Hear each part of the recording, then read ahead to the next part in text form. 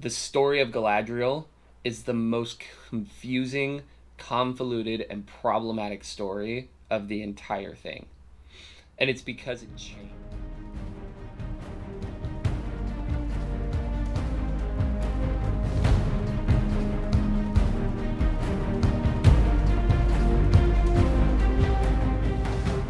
It's been a while since we've done one here, because even the last few, like, we did the Tillian and Arian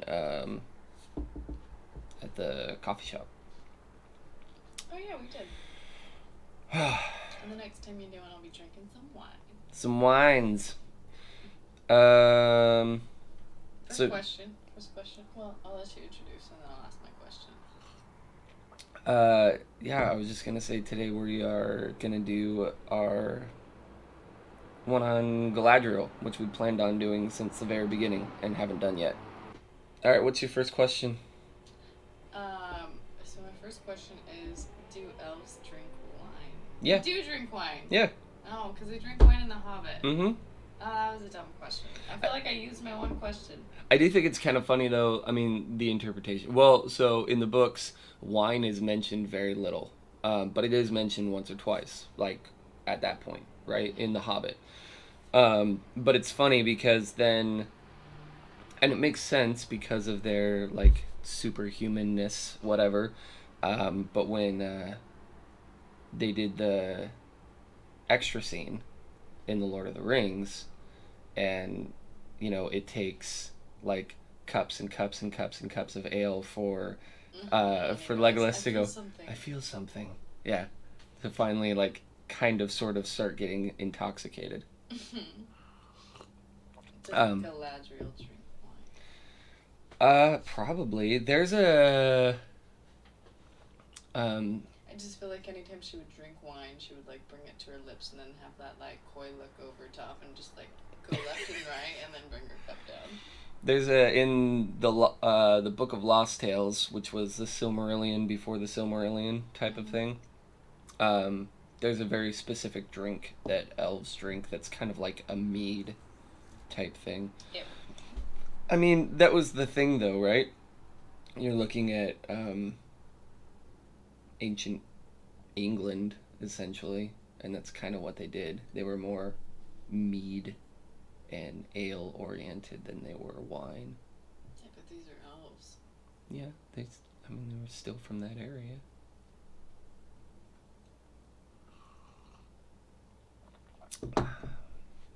Galadriel would probably throw back some wines in Valinor. She's throwing back wine right now in Valinor. Like if her hair, forget her, Mm-hmm. if her hair inspired all of the many marvels that it did, why couldn't it inspire somebody to make her some wine? Well, I mean, it's the color of mead. I don't know what mead is. It's honey wine. Oh. Okay, that doesn't sound so bad. Yeah. It sounds really sweet, but it doesn't sound so bad. I'm not a huge fan of mead, but I mean, some people really love it. Do you remember Bicycle Phil? Bicycle Phil? Sounds like a cartoon character. Bald, had a handlebar mustache, wore glasses at Epic. Yes. Yeah. Bicycle Phil. Okay, I remember Bicycle Phil. Yeah. He brews his own wine. His own mead. He still brews his own mead.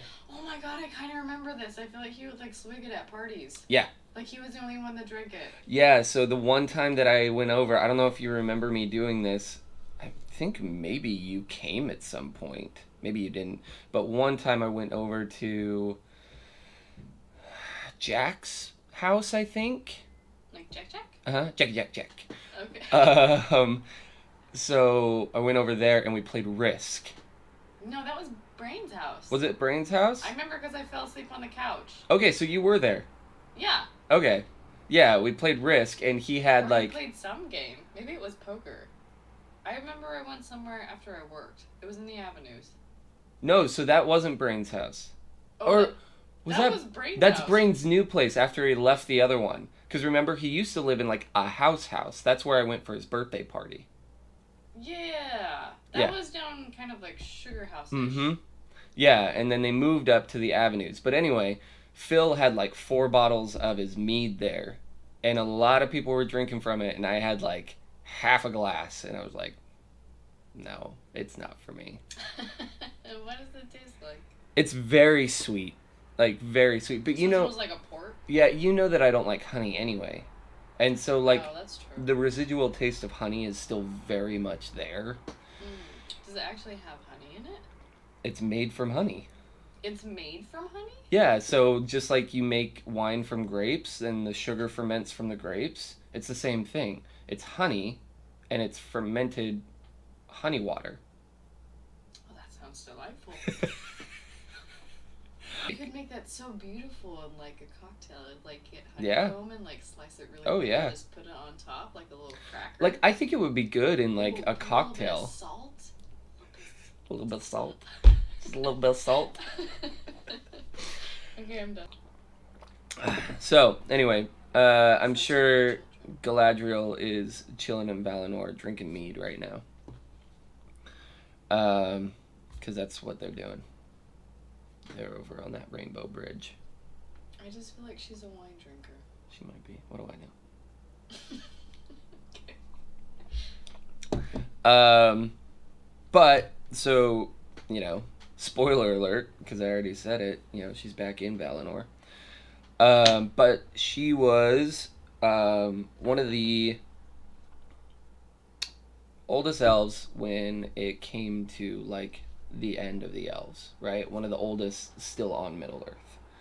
Okay. When it came to their end. Now, she wasn't one of the first in, like, the Awakening, though. So she was kind of, I think, technically third generation. Because you had that first Awakening of elves that we talked about just barely. The one that I just talked about with Carlos, we did the Awakening of the Elves.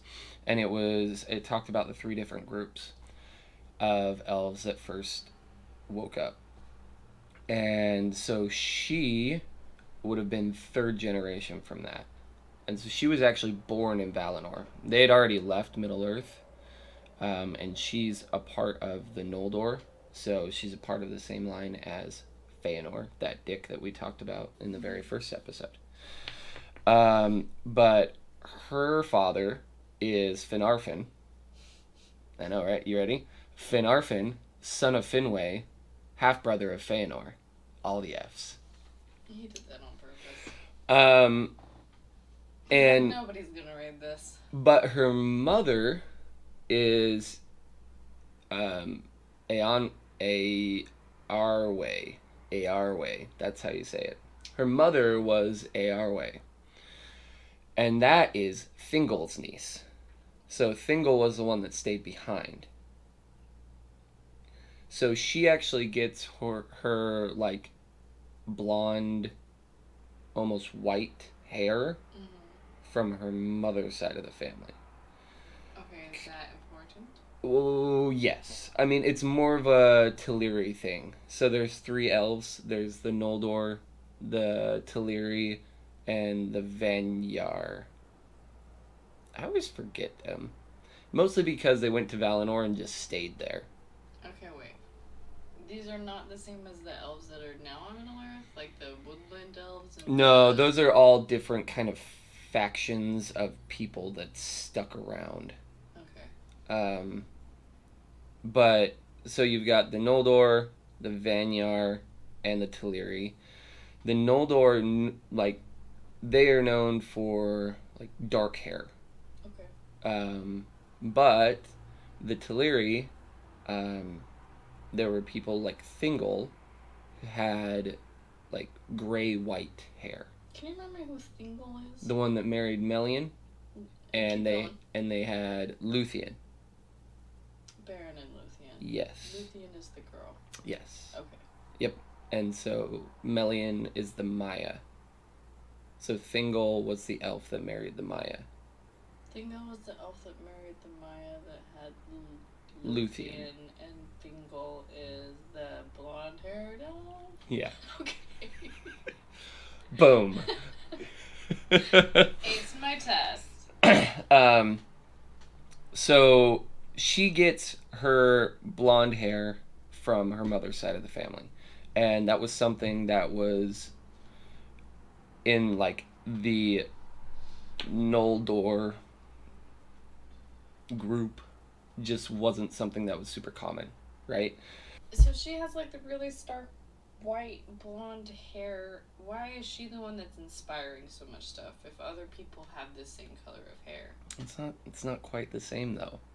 Right? Like everybody else has blonde hair? Yeah, like you can have a family of people who have blonde hair, but then this one person is like, oh my gosh. Or like a family of beautiful people and like one of them about, is like it wasn't necessarily like that her hair was inspiring everything. It was that like she was beautiful and she also happened to have really pretty hair.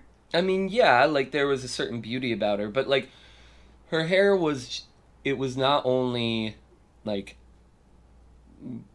blonde, right, or sylvan or whatever. It was this idea that it was like almost glowed.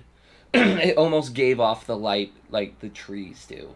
Okay, so in my limited perspective, which is the movies, they all glow. So I mean, Elrond's not glowing.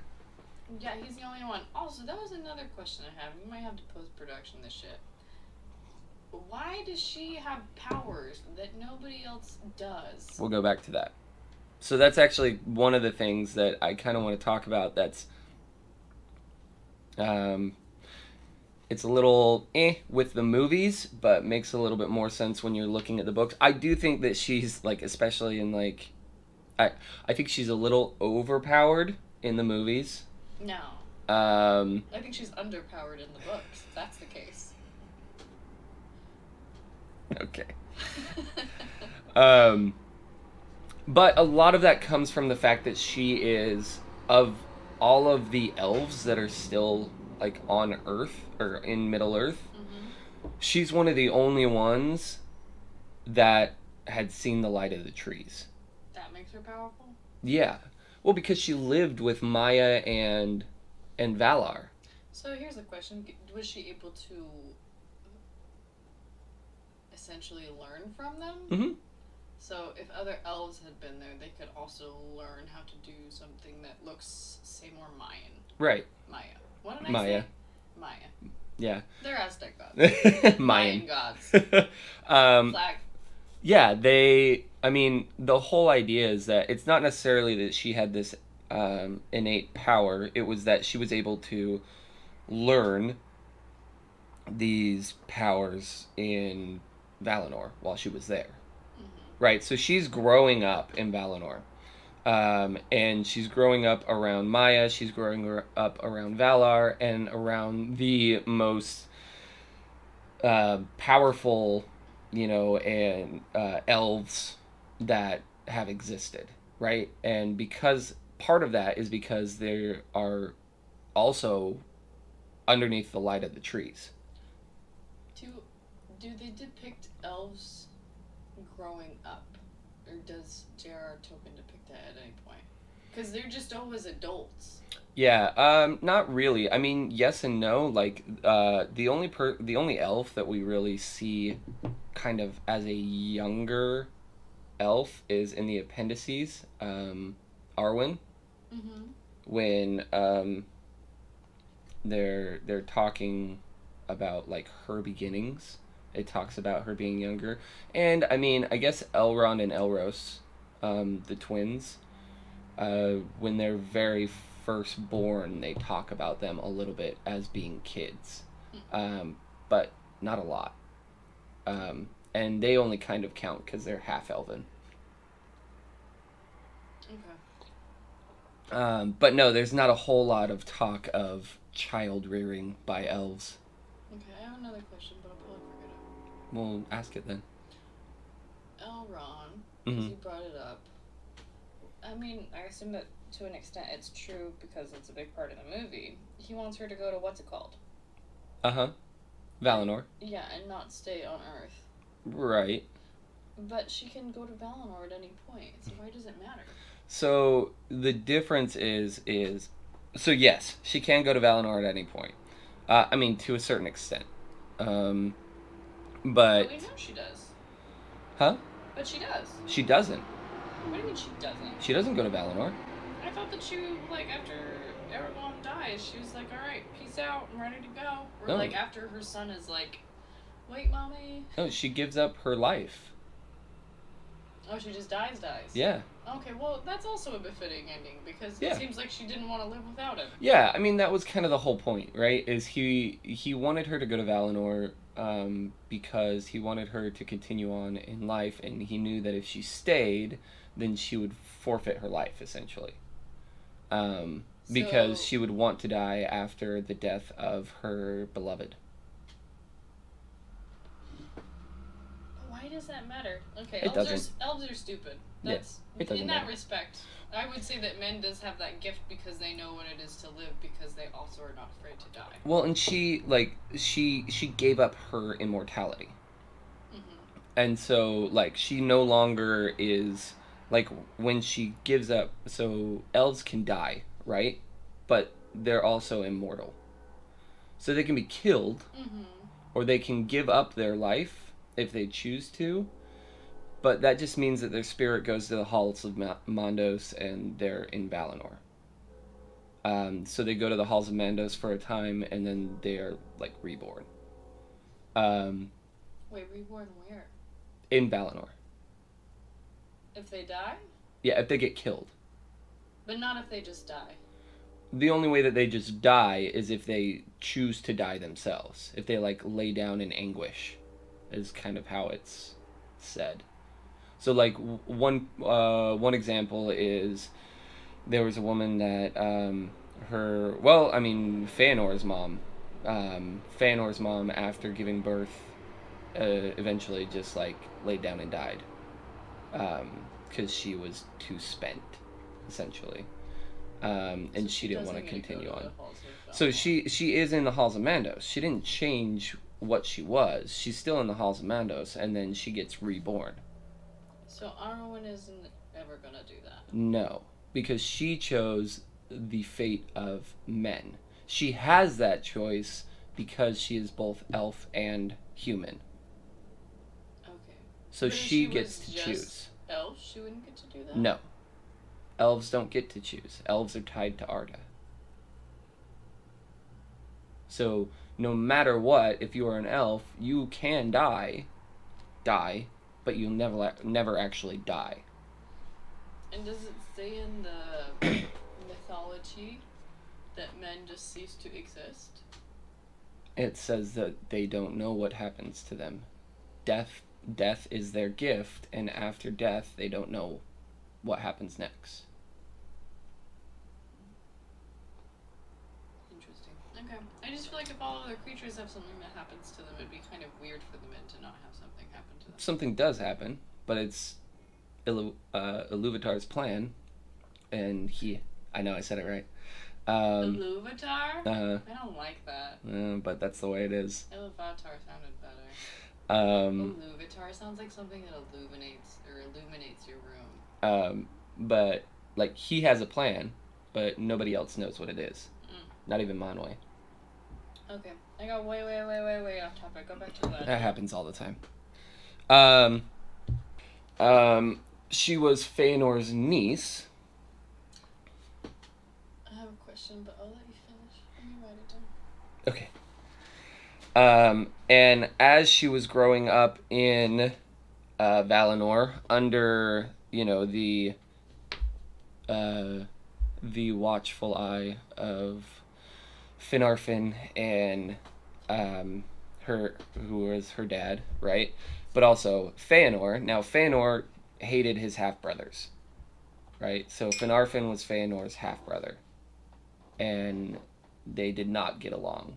So she's growing up in Valinor, right? She's growing up and being taught, and in my opinion, this is probably, and again, we get more of this in the movie than we do in the book, but I like the movie relationship between the two of them. I feel like this is where her and Gandalf's friendship first, like, happened, right? Because he's chilling in Valinor too, and he's not, like, old man Gandalf there. He's a Maya there. So he's not a wizard. He's not an Astari. He's a Maya in Valinor. Interesting. I know, right? So it's only when he goes to Middle Earth that he suddenly becomes an old man? Yeah, so I think there's maybe some saucy bits that happened in Valinor. Ooh. And then when my eyebrows for everybody that can't see me. And then when he comes over, she's like, I know you. Wait, that doesn't happen in No, it doesn't. Okay. The way you said it made it seem like it happened somewhere I hadn't No. seen. But anyway, that's off topic. But I do think that, like, my headcanon is that... Does he remember? He doesn't remember. Well, that comes from personal interpretation. I believe that the Astari... I mean, it seems like he remembers her, if nothing else. Right. I believe that the Astari have a bit of a veil put over them when they come over. Because they're specifically told not to show the extent of their full power. But even though they're told that, like, I fully believe that if Saruman knew, like, fully knew what and who he was, to the extent of the power that he had, he would have done a lot worse. Like, he would have done a lot more bad things, because he could have done a lot more bad things than he actually did. Okay, wait. Sorry. I'm trying to remember what you told me about them. I thought... What's the difference between the Maya and the... Wait, what's an Astari? The wizards. What's a Maya? The angelic beings. They became Astari when they came to Middle-earth. Okay. So that's just the name of them. What is Manwë? Manwë's of Valar. Mayas are underneath Valar. Mm-hmm. And what's his name? Saruman? No, not him. Sauron. Oh, wait. Melkor. Melkor. Okay. He is a Valinor. He's a Valar. He's a Valar. Well, was a Valar. He's no longer counted among the Valar. But yes, he is in power a Valar. So then Sauron is a Maya. Mm-hmm. So him and Gandalf are on the same par. Mm-hmm. Okay. Relatively. Because you've got to understand that, like, there's going to be tiers within that, too, right? So you've got Balrogs are also Maya. Yeah, but they're not. Right. They're dumb beasts. So that's what I'm saying, right? So there's kind of ups and downs between that. But I do believe that... The power, none of the prowess. I believe that... Anyway, this is, again, going off topic. No, it's not. But I think that when the Astari came over, I think that not only were they told that they weren't allowed to show their full power, but also that there was a bit of a veil kind of put on them for being in Middle-earth. So yes, they had power. They knew they had power. Gandalf even, like, says that when he's fighting the Balrog, right? But not to the extent that they truly did. And I think that maybe they were stifled a little bit by their form, too. Mm-hmm. Like, they purposefully went as, like, old men to kind of quail the power. I don't know. I just feel like being a human will do that. Yeah. So, anyway, I do think that Galadriel and his name was Olorin. His Maya name is Olorin. Mm-hmm. Gandalf. I can't believe they didn't do a little Easter egg with that. I think there's actually one part in the movie where he's stating his different names, and he does say Olorin. You talking about when he says Gandalf is me? No, it's later. It's later on. Doesn't matter. So, I do think that they met there, right? And maybe she learned a lot of what she knows from him while they were there. Saucy. But she was... she had, like, this beautiful hair that all of the Noldor, even though she was on her mother's side, Teleri, she spent all of her time with the Noldor. So all of the Noldor, like, revered her hair and her beauty, mm-hmm. right? To the point where creepy uncle was super creepy. And... Wait, which one is this one? Feanor. And he actually, before he created the Silmarils, he actually asked for her hair. He asked for strands of her hair that he could put into gems that would be like lights. She told Feanor that he can't have any because she never liked Feanor. One, because he was a dick to her dad. And He's two, a dick to everybody, though. yeah, he was, and that was the thing. Is she was just like, "No, you're creepy and you're a dick, and you can't have any of my hair, you weirdo." So some say that that is one of the reasons why he created the Silmarils, though, because he couldn't have her hair. So he basically was like, "Well, fine, then I'll go to the source," and he created the Silmarils with the light of the trees in it. Did he kill trees to take their light? No, it was the two trees. We talked about this. I just don't remember very well. Nobody knows how he did it, and he hasn't been able to tell, or he hasn't told anybody how he did it. I thought that there were more than just the two trees that had lights. No. They just weren't as bright as them. No. There were many, many, many trees, but there were only two that created light. And so he took the light of the trees and put them into the Silmarils because he was rejected by his niece, because he's creepy. It's my creepy. And was told that she can't have any of her super shiny hair. He can't have. Did I not say that? I think you said she can't have. So he creates Silmarils, and then we know that story. That whole thing goes down, right? We're gonna go all the way through. Silmarils get taken. Feanor's dad dies, who is Galadriel's grandfather. Feanor creates a rousing cry of, "We're leaving Valinor, we're going back to Middle-earth. I shall swear on my life that I will get the Silmarils, blah, blah, blah." And Galadriel in the back of her mind is like, "Yeah, let's go to Middle-earth. I'm not swearing on my life for anything. Let's go to Middle-earth." So she swears no oaths, right? But it's cool in the Unfinished Tales. It talks a little bit more about her and her story in this part, where basically she, from the very beginning, was kind of bored, right? She was one of those people where we talked about with Feanor, that she was pretty much just bored in paradise. There wasn't anything there for her. And she heard stories of Middle-earth, and she wanted to be able to rule, to be able to be a queen and have people that she's in charge of and a place and all of that stuff. And she basically came to the conclusion that the only way that she was going to be able to do that is if she went to Middle-earth. And her creepy uncle is now giving her an out because he's taking everybody there anyway. And he's like, "We're leaving, we're going to go do this, we're going to create our own place, no longer under the thraldom of the Valar," because he thought that they were there to be slaves because he's a dummy. And so Galadriel is all about this.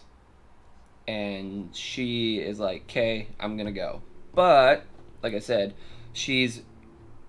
her dad, Finarfin, also is going, right? Because the two brothers both said that they would follow Feanor wherever he went, right? Those were his kids or her brothers? No. So Feanor's half-brothers. Feanor's half-brothers, who one of them is Galadriel's dad. Okay.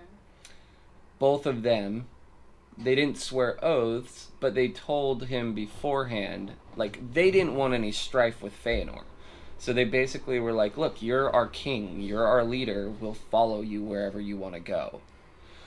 So they're going, and Galadriel again is like, "Cool, this is an out, I'm going to go too." So she's starting to go. Now what happens is they're kind of a little bit behind, right? That group, the group with Finarfin, is kind of lagging behind because they are a little bit sorrowful that they're leaving, and they, light of the trees, gods, all that stuff. And Feanor does the whole kinslaying thing to get the ships at Alqualande. And Finarfin and his group with Galadriel show up while the brawl's happening, right? And they jump on in. Now, there are many, many different stories. Some of them say that they showed up and didn't participate, or they showed up late and the battle was already over. Some of it says, like what we talked about, that they showed up, they saw a brawl happening, and they jumped on in, right? Why are there different stories? Because Tolkien went through different iterations of what this was. Now, in the Silmarillion, it basically says that they showed up and joined in. Now, whether or not Galadriel was a part of that joining in, we're not really sure. But we do know, because of later on, that she feels massive guilt from the whole thing. So my guess is she saw the brawl going down, and, I mean, you know, she was a powerful warrior type woman, and she was going to save her people, not knowing what was going on, so she jumped in and helped out. It's like the analogy that we said, your buddy's outside, been out there for 5 minutes, you walk outside the bar and he's getting beat up. You're not going to ask questions to see who's at fault. You're just going to help. Okay. And so they're fighting which people? The elves that had the boats? The Teleri, which is her people, by the way. So that's another, like, shitty part of it, right? Because her dad, or not her dad, her grandfather, there we go. I believe that's correct. Her grandfather is the ruler of the Teleri. Okay. So that's bad times. So Fëanor is the leader of the Noldor. At this point, right? Because his dad died. Okay. And so he's now the leader of the Noldor. But at this point, what happens is Galadriel's dad actually says, no, I'm going back. And Finarfin goes back. He never actually comes over to Middle-earth. He's one of the few of the Noldor that go back. After he's killed people or before? My guess is that he didn't actually kill anyone.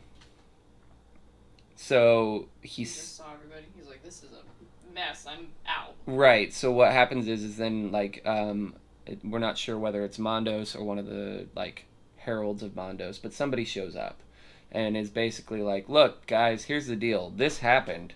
Like, there are people in my halls now. Like, there are a lot of dead elves in my halls, and there are people here that are, essentially saying, like, all of you can come back. Now, you're going to have to face judgment when you do, but all of you can come back. You don't have to continue on this path. And Finarfin was like, yeah, I'm done. I'm going back. But Galadriel had kind of, basically in her mind, already like, no, like, I'm in it now. Now, she probably wished she would have gone back because, or maybe not, because she got to have her, kingdom and everything. But the next part that happens is, again, Fëanor being an asshole. Because Harold of Mandos leaves, bunch of elves go back with Finarfin. Finarfin is now the king of the Noldor. Again, we talked about this whole self-fulfilling prophecy thing, right? Fëanor's not the king anymore because technically he's not in Valinor. King of the Noldor is now Finarfin. What was the prophecy? It was the thing that, like, Melkor kept telling Fëanor that his half-brothers were trying to usurp his throne. Oh, okay, that's right. And it kept happening because Fëanor's being an idiot. So... Don't let the devil lead you astray, children. So, Finarfin goes back. Galadriel's like, no, I put my seal on this. I'm going. And then Fëanor does his asshole thing of like, hey, you guys just chill here. We're gonna be right back. Not enough boats. Put the horses on the boat. Not enough boats. But we'll send him right back. He gets over. World is flat. Elf eyes. Okay? So you gotta remember this. World is flat. Elf eyes. so they can see super far, right? And there's no curvature of the earth, so they can really, really see super far. So, Why would that make a difference? curvature of the earth? Yes. Curvature of the earth definitely matters. If you could see very far, then there is a curvature of the earth that you can see. Without it being flat, or if it's flat, there's no curvature of the earth, so you can see farther. As in, like, there's just... So if I have longer that you can see. Yeah, if I have a piece of paper, right, and I'm like this, and I bend the corner, then I can no longer see this part. But if it's straight, I can. Physics. Yeah. So, no curvature of the earth. But isn't there, like, mountains and hills and stuff? Elf eyes. They're looking over sea. Okay. So, Feanor and his people, and the horses, sail across. They get there. People over here, like Galadriel and her uncle, are watching, and her other uncle. They're watching, and they're like, okay, they're gonna send it back. Nope, they're lighting them on fire. Yep, they're lighting the ships on fire. Okay. So they are still determined. They're still like, we're not gonna go back. We already rejected Mondos by saying, nope, never mind, we're not gonna go. So we're gonna do a really, really shitty thing, and we're gonna cross the Helcarax. And that's the, like, Bering Strait, right? So it's just ice and awfulness, essentially. What's it on top of? What's it on top of? Yeah. Water, probably? Okay. Yeah. I'm just painting a picture. Like I said, it's essentially the Bering Strait. So it's just a frozen land bridge, or a frozen bridge. From Aman to Middle Earth. Okay. So they decide to go that route. There are no stories about it. Nobody tells any stories about it, and when asked, Galadriel does not talk about it at all. Like, she clams up more about that than she does about the kinslaying. So, like, bad shit happened, right? Do elves need food to live? They do need food, they just need less of it. Okay. So, when they cross over the Helcarax, it kills a lot of them. Mm-hmm.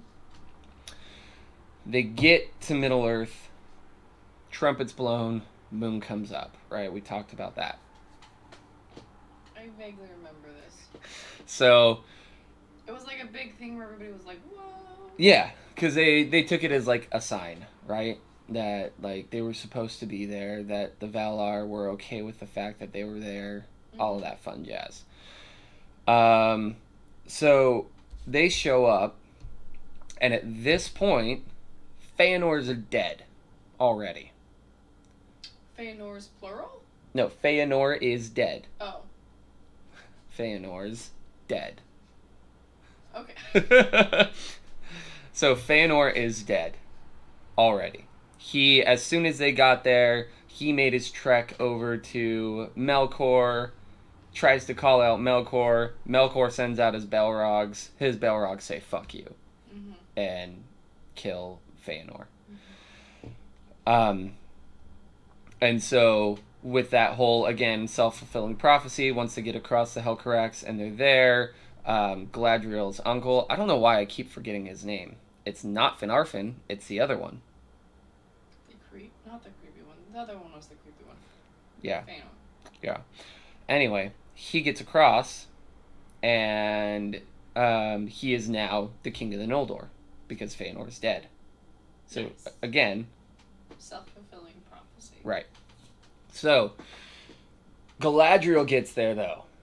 Okay? And Galadriel... Now, again, there are, like, conflicting messages on Celeborn, who is her husband. The useless one in the movies. The only blonde-haired elf I never liked as a child. Yeah. So, there are conflicting statements, again, by Tolkien, of where he came from. Some say that they actually met in Valinor, and he came over with her. Mm-hmm. Others say that he was one of the Teleri that stayed behind with Thingol. I would say that it's probably more likely to be that one. That he was actually one that stayed behind, that he was... I mean, I don't know. The movies kind of paint him as one of the Quendi, which means one of the elves that saw Valinor, as opposed to a Mori Quendi, which technically means dark elf, but it just means somebody who hasn't seen the light of the trees. Okay. But I would say that he was probably one that stuck around and stayed in Middle-earth. Because even with him, like, in the movie with the light shining on him and all of that stuff, he's not particularly powerful by any means. Like, it definitely seems like Galadriel's the one with the power, right? Remind me again why they got married. That just seems like such a useless match. So that was the other thing, and that was... So she gets over, and... So this is the story that I like out of all of the stories, because there are multiple. She gets over, they meet up with Thingol's people, and she meets Celeborn there. Mm-hmm. She gets married essentially because when she first gets here, they actually get along really well, and they're good friends, and they like learn and grow together. And during this time, she's actually living with Thingol and Melian, which is another place where it's said that she learns a lot. So she learns a lot from Melian, who is also a Maya, while they're there. And I think it was just an idea that, like, there were later on, like, ruling queens that didn't have a king, but most kingdoms had a king and queen. And if you're gonna have a baby, you gotta have a man. Yeah. So we've talked about this. Galadriel's daughter marries Elrond.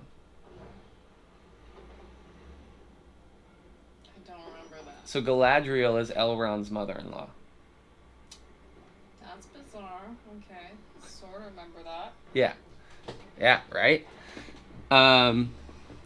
So we're kind of skipping ahead, but now she's in Middle-earth. She's with Thingol and Melian. She's learning a lot from Melian. They're good friends. They're best buddies, except for every once in a while, Melian's like, so... what happened when you guys left Valinor? And Galadriel just kind of clams up. She's just like, oh, we just left. Like, every time Melian tries to bring it up, Galadriel's like, we just bounced. And then Melian at one point says, I don't think you guys are actually here as messengers from the Valar, because that's what they initially said. Why would you say that? Because they were worried that if Thingol knew the truth, that Thingol would not allow them there. Even though they were the ones that crossed the Helcarax that made it down into Thingol's kingdom, they didn't, like, start the kinslaying, right? It was Feanor's people who came over in the boats. But they were still worried because Thingol, his brother, is the ruler of the Teleri in Valinor, who were the people who got murdered. Mm-hmm. And so they were basically just worried that they were going to get... that Thingol would take, like, retribution upon them. Okay. I don't remember the timeline of the boats. I thought that the kinslaying started because they wouldn't let them have the boats. Yeah. So how did he not know that happened anyways? He wasn't there. How did he get to Middle-earth? Thingol stayed in Middle-earth. When? With Melian. They never went to Valar. So Thingol went to Valinor when he initially went there with Orome and 2 other people, So 3 elves went there as like emissaries to see what it was like, and then they came back to tell other people, "Hey, we're gonna go." Now, on their way back over with all of their people, Fingal met Melian in the forest, and basically was enchanted by her and just like bounced on all of his people. And Melian's a Maya. Melian's a Maya, and then What's she doing in Middle Earth? She loved it there. What is she a Maya of? She was one of the ones that like tended the garden, and she was under like Yavanna. Okay. So so that's why. So they told Fingal and Melian, yeah, we're here. We're emissaries of the Valar. Like, why didn't the other elves tell them what happened? Because they also didn't want to get kicked out. Right. And so what? So nobody's told them what's happened. No, not yet. Okay. So Melian then says to Galadriel, she's like, "This is what I think. I think that there was some sort of uprising. I think you guys joined in on it. I think at that point you made it over here, though I'm not sure how. And that you're trying to hide that from Fingal and I." And Galadriel's just like, "You're not far from the truth. But you're not completely right." Mm-hmm. But she still doesn't tell her everything. Because essentially Galadriel, not only is she like, doesn't want to get kicked out of this kingdom, she doesn't feel like she should tattle, essentially. Like, on Feanor and the rest of the elves. Mm-hmm. So, they're still there just chilling, and Melian tells Thingol, like, they're not here because of the Valar. Like, this is my guess. So Thingol brings it up, and Galadriel again is just like, well, you're not far from the truth. Mm-hmm. And her brother is finally just like, nah, fuck this shit. This is what happened. Feanor, that asshole, did this. And I think he got this way because... And her brother came across with her? Yeah, her brother came across with her. And basically what had happened was, like, the sons of Feanor were essentially getting too cozy. And so that's why Galadriel's brother was like, fuck this shit. Like, let me tell you what the sons of Feanor did. And then that's when Thingol finds out that all of his people... Not all of his people. A lot of his people got slaughtered by Feanor and his sons and all of that stuff, right? Mm-hmm. So Thingol finds out and he banishes the sons of Feanor and any of those people. Mm-hmm. But he realizes that within all the stories, the one thing that holds true is that Finarfin's children, Galadriel and her brothers, aren't at fault. So, like, you can stay. Mm-hmm. But at this point, Galadriel's kind of already like, nah, I'm out. Like, this has been real, but the whole reason why I'm here is I want to create a kingdom of my own. Mm-hmm. So, she essentially, like, it's one of these situations where she was like, this has been awesome. You guys have been great. Melian, you've taught me a lot. She turns to Celeborn. You want to get married and bounced? And so they get married and then they leave.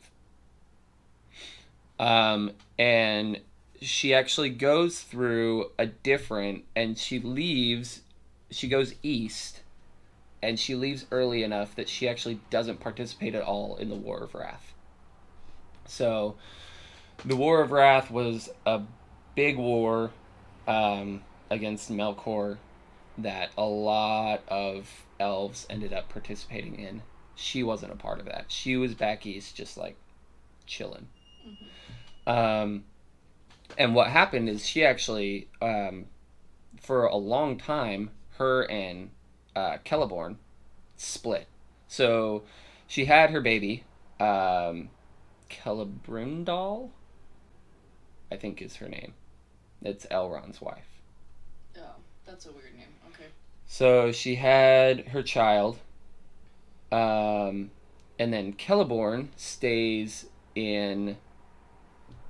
Can't remember the name of the place, but he stays in one place, and she's like, I'm gonna go across these mountains to Lorien or Lothlorien. So she goes and starts the kingdom of Lothlorien, which is where we find her in Lord of the Rings. Mm-hmm. And there she basically creates a, not to the same extent, but like a barrier, kind of like Melian did in Doriath. She was able to create this barrier around her kingdom. Okay. And she trains all of her elves, and she does... So elves go with her? Yes. Okay. And she does exactly what she says she's going to do. She creates a kingdom where she is a ruler over it. And Celeborn actually stays in a different kingdom for quite some time. Mm-hmm. It's not until close to the end in the Third Age that he actually comes back to Lothlorien and stays with her. Interesting. But she's alone with her daughter for quite some time. Oh, she takes her daughter too. Yes. So they live in Lothlorien together. Mm-hmm. That's where Elrond eventually meets her. Oh. Her daughter's significantly older than Elrond, though. Sexy. I know. But, so she is Elrond's mother-in-law. She's Arwen's grandmother. Mm-hmm. Which is, again, kind of all this fun tie-back of family trees and everything. But that's one of the reasons why it's said that Arwen has some of the powers and, like, beauty and everything that she has. Interesting. Is because she is both of the line of Luthien, who was said to be the most beautiful elf in creation. Oh, didn't know that. And Galadriel, who is also ranking up there, right? She's of the line of Luthien through her dad, mm-hmm. And then through her mom of the line of Galadriel. Okay. So that's why Arwen is like, Arwen. Okay. And that's why Liv Tyler plays her. That's why Liv Tyler was the perfect person. But she was actually... So after... While she's in Lothlorien, she is just... Basically, she's taken all of her knowledge from the Valar, from the Maya that she's talked with, you know, all of that. And she's put it into her... I mean, essentially her kingdom, right? Like I said, she created a mini, like... barrier around Lothlorien, just like Melian did with Doriath. She is able to heal and to do, you know, a bunch of other stuff. She's a part of the White Council, which is pretty important because she is a very powerful part of the White Council, as we see in The Hobbit. She's the one that banishes Sauron. And she's able to do things like that, again, because she's not a Maya, but she's learned a lot from Maya, right? And Sauron was nowhere near his full potential at this point. He didn't have the ring. He was just kind of a dark spirit coming back. Okay. But before that time, Celebrimbor is the elf who created the rings with Sauron. Now, this is when Sauron was in, like, his beautiful form and all of that stuff, right? He didn't look like Sauron. He was repentant, more or less. And Celebrimbor was basically lived in the mountains between where Celeborn was and Galadriel. So, Celebrimbor and Galadriel were good friends. Mm-hmm. Now, Celebrimbor finds out, like, as soon as he puts on one of the elven rings, he realizes that Sauron made the One Ring, and that they're like connected. So he goes to destroy all of these things, right? Like all the elven rings? Just all of the rings, because all of them are his at this point. But then Sauron comes, takes the ones that he gives to the men and and the dwarves, right? But the 3 elven rings were never technically touched by Sauron, right? So they're able to resist the power of the One Ring. Okay. Because they were never tainted by Sauron. So the very first thing that Celebrimbor does, before he's tortured by Sauron to tell him where his rings are, is he gives one of them to Galadriel, because of how powerful she is. And then he gives the other 2 to Gil-galad, I believe. And what happens there is Gil-galad ends up giving them to Círdan, the shipwright. Okay. And then Círdan ends up giving them to Elrond and Gandalf. He has both of the rings. He has both of them. It goes, 2 of them go from 2 different people, and then to 1 each. I see. So she is given a ring right at the beginning, essentially because the understanding that she is incredibly powerful, that she'll be able to wield it, right? But also that she'll be able to hide it, that people won't know, what she is and what she has. And as soon as Gandalf comes over, and this is another reason why I feel like they knew each other in Valinor, is as soon as Gandalf comes over, he was the last one to come of all the Astari. As soon as he gets there, Galadriel meets him and wants him to take charge of the White Council. Like, she automatically wants him to be the head of the White Council. And it's because she knows him. I believe it's because she knows him from before. Okay. But he's got that modesty problem. That he's just fearful, and Saruman's not, right? Saruman's all about, like, yeah, I'll take up the mantle type of thing. But in that, Círdan also sees the same thing that Galadriel sees in him, and gives him the ring of power, one of the rings of power. So the rest, moving forward, we see in, like, The Lord of the Rings, right? She's a part of the White Council, and she's a very important part of the White Council, not just in her wisdom of Maya and lore and, like, different powers, but she also is able to protect them, more or less. And she's always more in accordance to Gandalf than she is anybody else in the council. But then later... Can any of the other elves speak into people's minds? No, that is specifically... I mean, other elves can, but, like, her and her brothers had that, kind of that power. Interesting.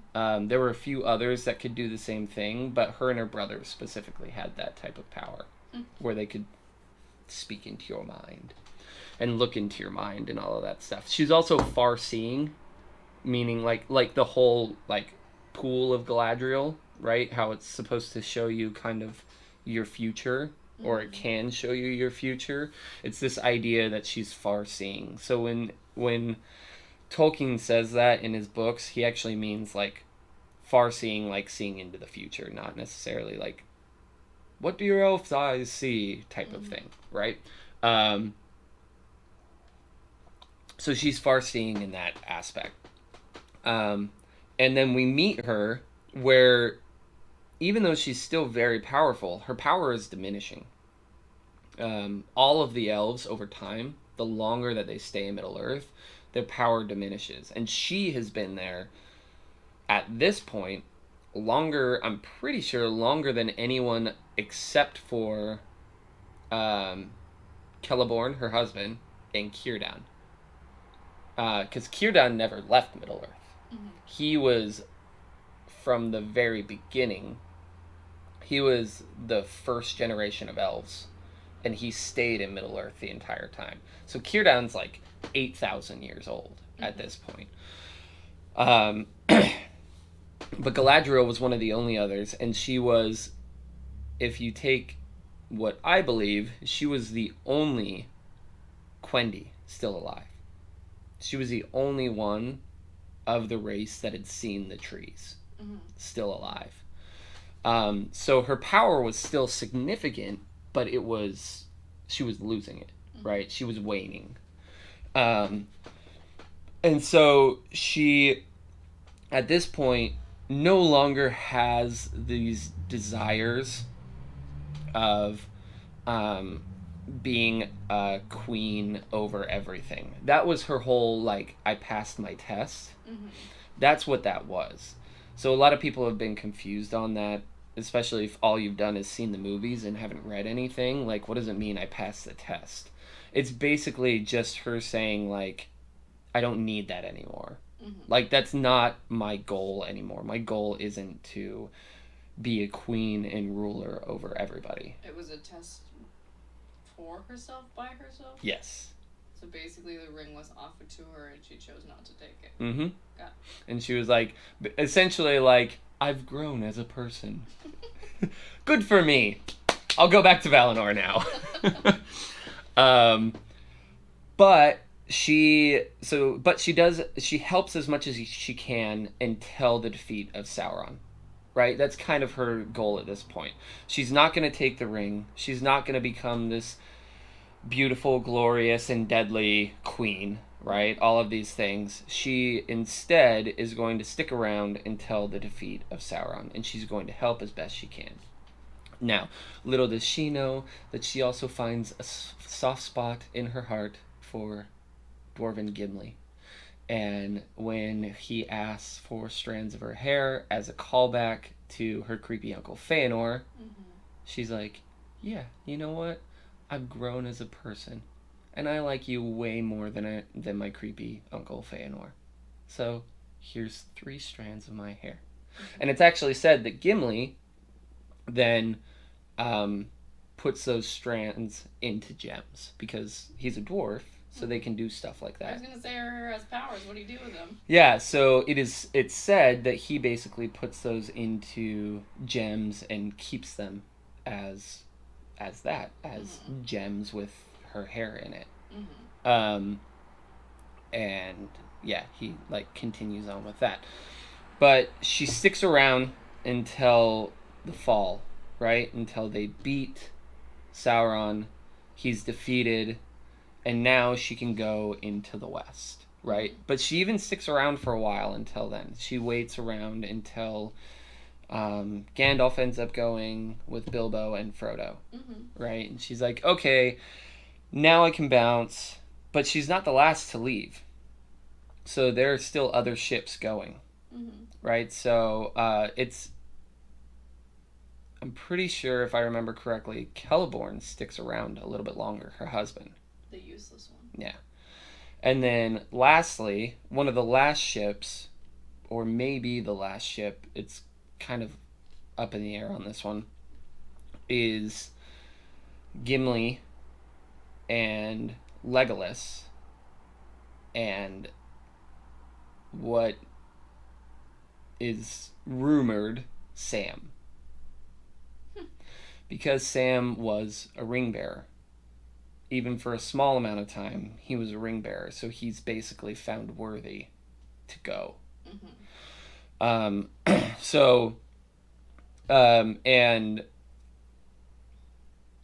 a lot of people say that the only reason why Gimli was allowed to go was because Galadriel, with the clout and power that she has, was able to convince the Valar that he was more than worthy to go there. And Carlos and I talked about this a little bit. It's kind of cool. This isn't Galadriel based, except for the fact that she was the one that like said that he could come over. But what that means is that Gimli was the only one in all of creation, or all of the like people of Middle Earth, to meet his creator. Because neither elves nor men have met Iluvatar, but he got to meet Aule. That's kind of cool. It's pretty cool.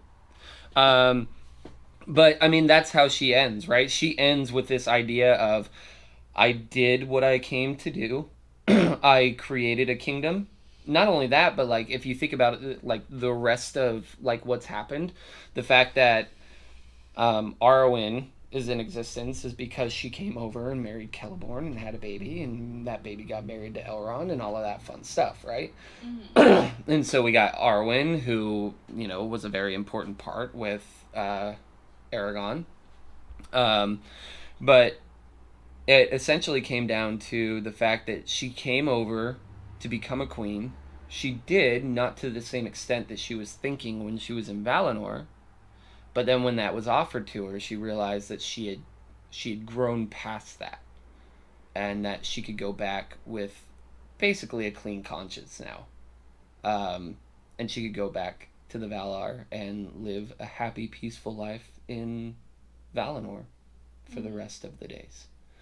I do think she's a little bit, just again by the way that they describe things in the book, I think she's a little bit overpowered in the movies. Because, I mean, based off of everything that you say, I don't think she seems that I way. know, and that's the thing. Like, the more and more, it's funny because I wanted to bring it back because I said that we were going to talk about that, but the more and more I talked about it, I'm like, nah, she was trained by a lot of people.